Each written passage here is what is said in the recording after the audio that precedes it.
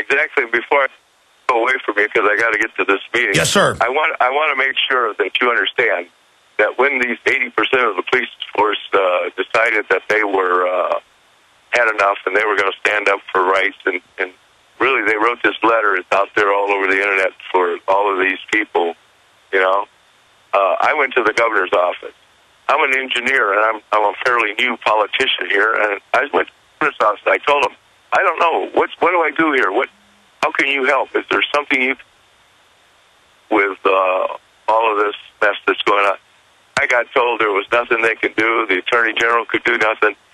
But again, the publicity, the emails and the letters that have been directed to those two offices, they've changed their attitude now. Again, they don't. Sir, let me stop because we're almost out of time, and I want to check in with you towards the end of the show after the meeting, and we're going to check in with Stuart Rhodes and others that are there. But please, sir, in the last minute, what is the showdown? You're going to show up and say, I'm the elected mayor under state law. This is illegal. And what do you think? Well, first off, the declaration of an emergency was done at an illegal meeting. Therefore, it's illegal, null and void. Okay? That can't happen. So this meeting that is scheduled at a time and place that wasn't on the town codes, it's illegal, and we're not going to have this meeting this morning. And that's the showdown. I'm telling them this is an illegal meeting. We cannot have it. We're closing down the meeting right now. I'm walking away. If they decide to go ahead, then they will get another complaint to the Attorney General's office immediately. I will call the Attorney General with this complaint. Well, also, you should try to enter. I'm not going to let them take over the town and violate even the town rules. You know, they're in violation of state law, they're in violation of federal civil rights laws, but they're not going to. Mayor Ed Foster, thank you so much. Now, Ed Foster, the mayor of Quartzsite, Arizona, he joins us now about the showdown that happened. This has now gotten international attention. They have told the mayor that he's fired, the city council now. I guess you don't need elections. You just fire the mayor. Well, he went and canceled their, quote, illegal meeting. I guess it's not following the state laws on that. And they went ahead and had it anyway.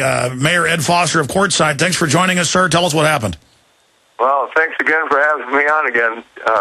And I appreciate your support and all of your listeners, but this situation in Arizona is just so similar to what's going on across this country. We have bureaucrats trying to run the government. They think they're in charge. They refuse to bow to the elected people. They are running roughshod. And like in the case of Quartzsite, we have a town council who are puppets for these people. You know, they rubber stamp everything they do. It's just unconscionable what this is. And this is true in all of America right now, you know? Well, yes, sir, Mayor. Break down what happened. Well, this morning, you know, first they had this illegal meeting Sunday, and it violated open meetings law because first it wasn't agendized, it wasn't announced. They called it, on very short notice. I refused to attend it. I opened the door to town hall. I seen they were having an illegal meeting, and I said, no, I'm not coming into this meeting. It's illegal. And as I said that, the police officer who was guarding the door pulled the door closed, and you can see in the video that's online, clunk, and the door was locked. So that was the final straw. Public meetings are just that. They're open to the public. When they lock that door, there is no other justification at that point for that meeting. That meeting was illegal. The business they conducted behind that locked door is illegal.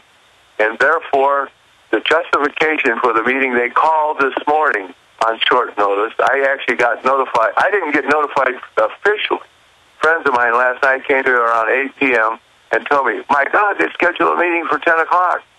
And I had thought because of the emergency order, they'd cancel all meetings. In fact, it said that.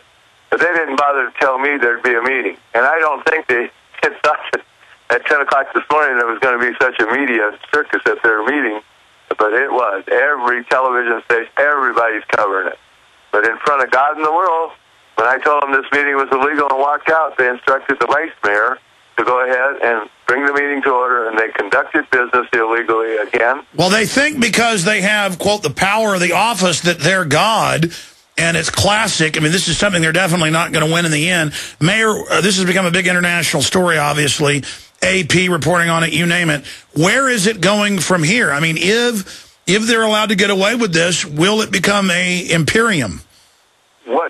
First off, one of the things that's supporting this is this chief of police, who at this point in time, because the 80% of the Quartzsite PD have filed this letter complaining about him, alleging criminal acts, and under that circumstance, that man should be sitting home in a rocking chair waiting for an investigation. And as far as I can tell right now, my QPD officers who filed that complaint are saying that there's less than an energetic investigation going on by DPS right now. What I'm asking is that the listeners and the friends of listeners or whatever contact the governor and say it's about time this chief of police gets a thorough investigation. Well, why do you think the state police and others aren't going to want to investigate? Because they're run by chiefs that don't want to be investigated. This is what happens in government. They all start not investigating each other so that they can do whatever they want, and then that allows government to go even more wild, and then it starts snowballing downhill. Well, what I'm doing is using this international media storm that's out there, and I'm asking that we keep the pressure on to the responsible state authorities to make a real investigation. I swear that if this chief of police is cleared of all these charges, these officers have put against him, I will shake his hand and congratulate him. But until he is cleared of all charges, he should not be wearing a badge and a gun. He should be sitting at home until this investigation is done. That is what I went to the governor's office a month ago trying to figure out how to get it done. Mayor, can you stay with us a few more minutes on the other side? We're going to go back I'm yours until you tell me you don't. Okay, well, we'll just do a few more minutes. Then I'm going to go to the other callers and a bunch of other news. The head opium dealer, the president of Pakistan's brother, has been killed. We'll be right back. Stay with us. All right. Going back to Mayor Ed Foster of Quartzsite. Mayor, so where does it go from here? I mean, the mystery paychecks, can't find out where those are going.